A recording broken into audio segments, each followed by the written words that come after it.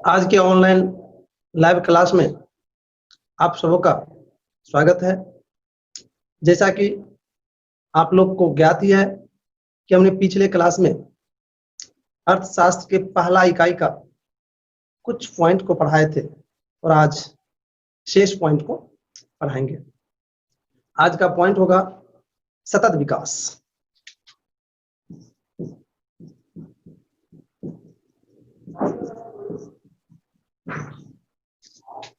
इसको पहले समझ लीजिए, उसके बाद इसको हम नोट कराएंगे।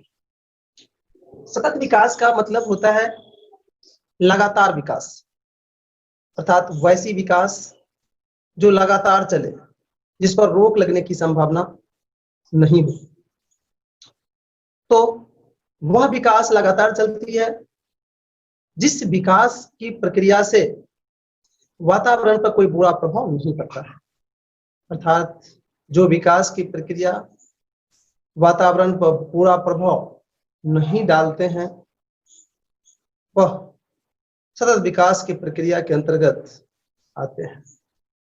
हम इसको इस तरह से भी कर सकते हैं कि विकास की वैसी प्रक्रिया जिसके अंतर्गत वर्तमान की आवश्यकता को पूरा करते समय भावी पीढ़ी के हित को ध्यान में रखा जाता है, उसे ही सतत विकास कहा जाता है। तो हमने सतत विकास क्या है उसको सरल शब्दों में समझाने का प्रयास किए। अब इसको नोट कर लीजिए। विकास की वैसी प्रक्रिया जिस पर रोक लगने की संभावना नहीं रहती है, उसे सतत विकास कहा जाता है। सतत विकास में न केवल वर्तमान पीढ़ी बल्कि भावी पीढ़ी के विकास को भी ध्यान में रखा जाता है। तो आप लोग इसको अब नोट कर लिए होंगे। अगर इसको समझने और नोट करने में किसी भी तरह की दिक्कत है, अब हमसे आप पूछ सकते हैं। लगते हैं कि आप लोग को कोई दिक्कत नहीं है। अब हम आगे बढ़ते हैं। अगला पॉइंट है आर्थिक नियोजन का अर्थ।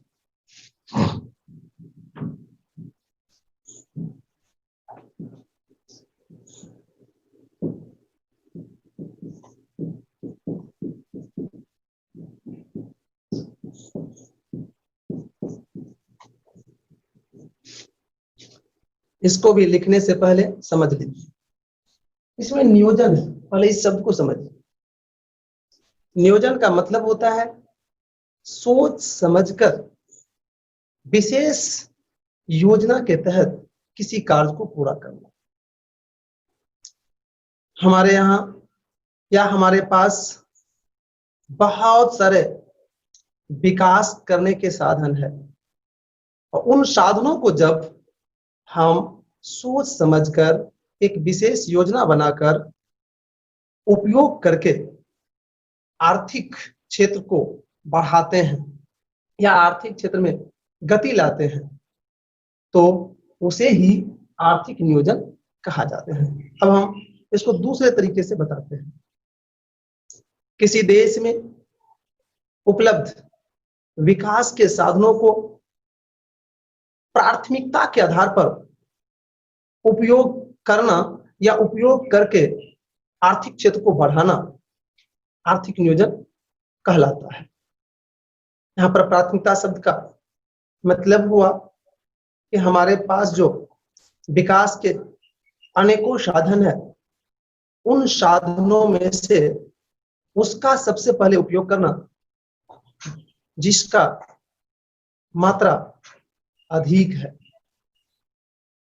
अब आप आर्थिक नियोजन को समझ गए हैं।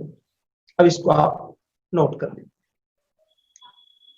आर्थिक नियोजन का अर्थ देश में उपलब्ध संसाधनों को प्राथमिकता के अनुसार विकास कार्य में लगाना होता है। अर्थात विकास के जो साधन उपलब्ध है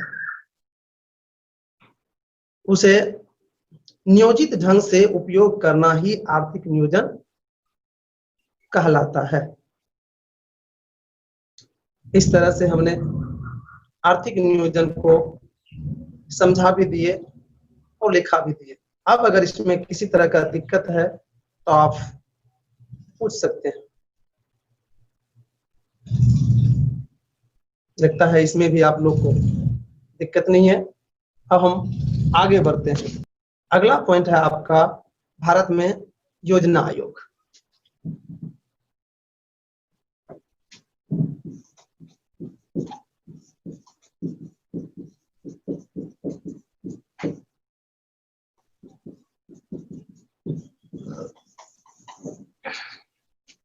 इसको भी पहले समझ लीजिए, उसके बाद हम नोट कराएंगे।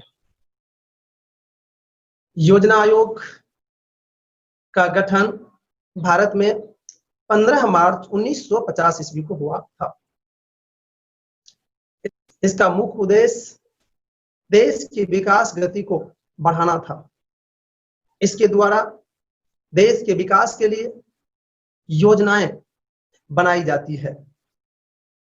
इस संस्था के अध्यक्ष भारत के पदेन प्रधानमंत्री होते हैं।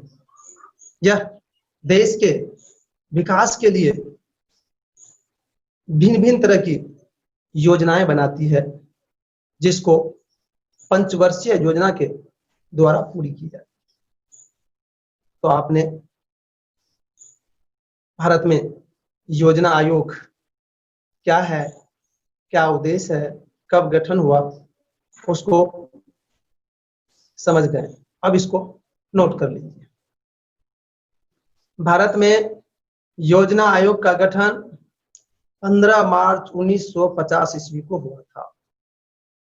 योजना आयोग के अध्यक्ष भारत के पदेन प्रधानमंत्री होते हैं। यह देश के विकास के लिए योजनाएं तैयार करती है, जिसको पंचवर्षीय योजना द्वारा पूरी की जाती है। इस तरह से हमने भारत में योजना आयोग के गठन और उद्देश्य को समझाया भी और लिखाया भी। अब इसमें किसी तरह का दिक्कत है तो आप बोल सकते हैं।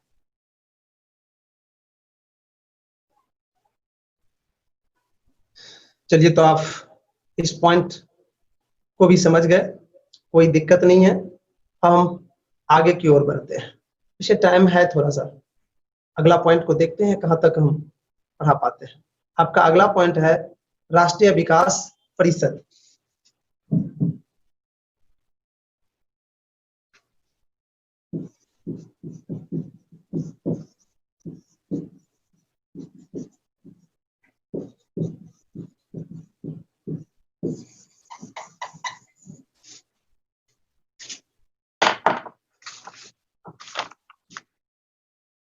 इसको भी पहले समझ लीजिए, उसके बाद हम लिखाएंगे।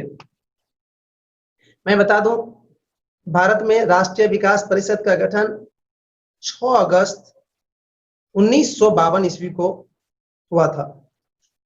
इसका मुख्य उद्देश्य राज्य सरकार तथा योजना आयोग के बीच अच्छा तालमेल बनाना है। इस संस्था के सदस्य भारत के सभी राज्यों के पदेन मुख्यमंत्री होते हैं। साथ ही इस योजना आयोग में जो योजनाएं बनती है वह योजना अनुमोदित होने से पहले राष्ट्रीय विकास परिषद के पास पहुंचती है और राष्ट्रीय विकास परिषद इसको अंतिम रूप से अनुमोदित करती है। उसके बाद पंचवर्षीय योजना के पास वह योजना पहुंच जाती है और फिर उसके माध्यम से वह पूरी होती है। तो हमने आपको राष्ट्रीय विकास परिषद को सरल शब्दों में समझाने का प्रयास किया, लेकिन आज लिखा नहीं पाएंगे क्योंकि समय समाप्त हो रहा है। अतः आज का क्लास को यहीं पर रोकना पड़ रहा है, कल इसको हम नोट कराएंगे।